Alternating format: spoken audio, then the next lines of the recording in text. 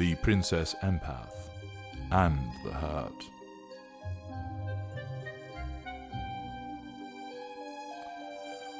Once upon a time, there was an upper mid-range narcissist who called himself Prince, not the deceased pop star, but rather because he decided he was a prince amongst men.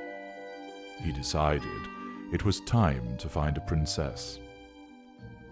He had plenty of these princesses before.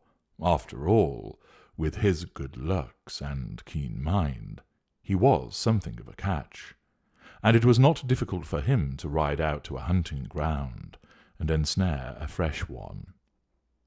He found, however, that after a period of time he grew tired of their fawning and praise, and realized that he needed something more, something better, something substantial and long-lasting from his princesses. But since he was not a greater narcissist, he did not quite know what it was. Accordingly, he sauntered over to a mirror that he had found, which talked back to him. Well, when he says found, he stole it, but then, again, everything was his to take, because after all, he was a prince. "Mirror, mirror, I have nicked. Tell me who I need, who will get royally dicked." "Oh, hello, conquerbollocks," yawned the face in the mirror. "You need a Princess Empath, matey boy. Since this is a fairy tale, I'm sure one will come along soon." Later that night, there was a terrible storm, and there came a knocking at the castle door. Somewhat improbably, the old king himself went to open the door, although, as a carrier empath, he found himself running around doing all the chores for the royal family, and found a bedraggled young lady on the doorstep. She was in a terrible state from the rain and the storm. The water streamed out of her hair, over her clothes. It ran in at the top of her shoes and out of the heel. But the production of her tiara, atop a Salvation Army hat, marked her down as clearly an empathic lady of royal distinction. "Dearie me," declared the old king, "do come in. Do you need shelter?" "Yes, please," replied the Princess Empath. "I gave up my room at the Sally Army to a homeless unicorn, so I've nowhere to stay." Just then the Prince Narc appeared, and in an instant felt that his bedraggled and soaking lady had significant potential. He sidled up to her, and as she stood, dripping, asked her 20 questions, ascertaining her empathic, class, and special traits. Fair quivering with excitement, Prince Narc called out to the Queen, "Oh, Mamma, I have a new friend.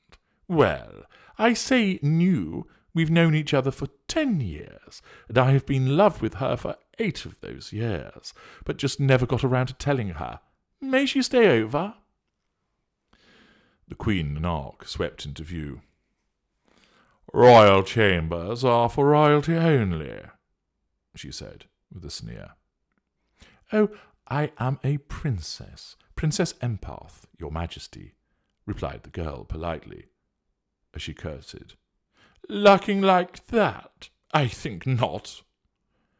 The Queen Narc sensed competition for the affections of Prince Narc, and did not welcome this intrusion.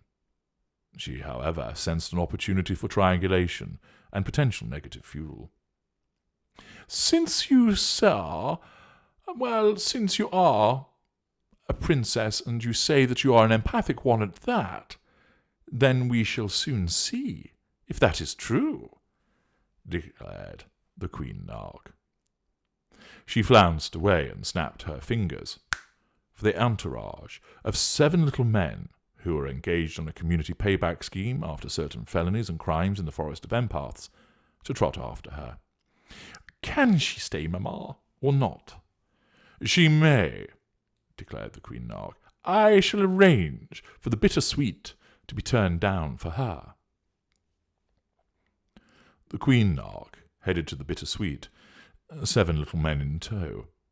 She ordered them to remove the bedclothes, and then from a box she produced a dark, hard stone, which seemed to absorb all the light from the gaslights dotted around the room. This concentrated heart will soon determine whether she is indeed a Princess Empath. If she is the delicate and sensitive empath she claims to be, then she will feel this hurt through anything, muttered the Narc Queen to herself. She placed the hurt on the bed, and then snapped at the 7 little men to haul 20 mattresses on top of it. She then commanded them to place 20 feather beds on top of the mattresses. Once done, a ladder was placed beside the gargantuan bed, just as the Princess Empath arrived. "You should sleep well, with that degree of comfort," said the Queen Narc, as she swept away, followed by the 7 little men. Cold and tired, the Princess Empath began to ascend the ladder to bed. The next morning, the Princess Empath arrived at the royal dining room to find the Prince Narc and the Queen Narc dining on hard cheese and sour grapes served by the 7 little men. The Queen Narc had let the Prince Narc in on her scheme, as she saw great benefits to ensnaring the Princess Empath through her son and engaging in rampant triangulating behaviour thereafter. "Good morning," said the Princess Empath brightly. The 2 Narcs eyed her suspiciously. "How did you sleep?" asked the Prince Narc, barely able to contain his excitement. "Oh, terribly," sighed the Princess Empath. The Prince grinned. "I've hardly closed my eyes the whole night. Heaven knows what was in the bed. I seem to be lying upon something hard, some hard thing. My body is black and blue this morning. It's terrible," continued the Princess Empath. "Nobody but a Princess Empath would have such an ability to feel the hurt in such a way," said the Queen Narc, as her forked tongue brushed over her sharp teeth. "Indeed, I am a Princess Empath, Princess Super Empath, actually. Oh, I felt the hurt all right, but that wasn't what kept me awake," said the Princess Empath suddenly. "What?" said the Prince Narc. "No, it was this," cried the Princess Empath, and from behind her back she produced a large gold strap-on with the words "Prince's Big Helper" emblazoned along it. Mama," muttered the Prince, as his eyes fell on the weapon of anal intrusion. "It had been left in the bed. Looks like you'll be needing this to sort out little Prince Pissy-Knickers here," smiled Princess, as she lobbed the strap-on toward the fuming Queen Narc and turned on her heel. "Mama!"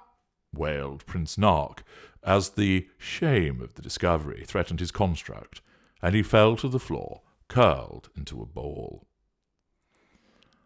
"I'm not your mother," hissed Queen Narc, as she stormed from the dining room, leaving the bewildered 7 little men behind. "Does this mean we can go back to Snow White now?" asked one.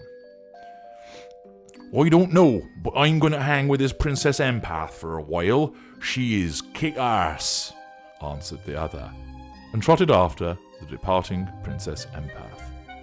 And so, some people lived happily ever after.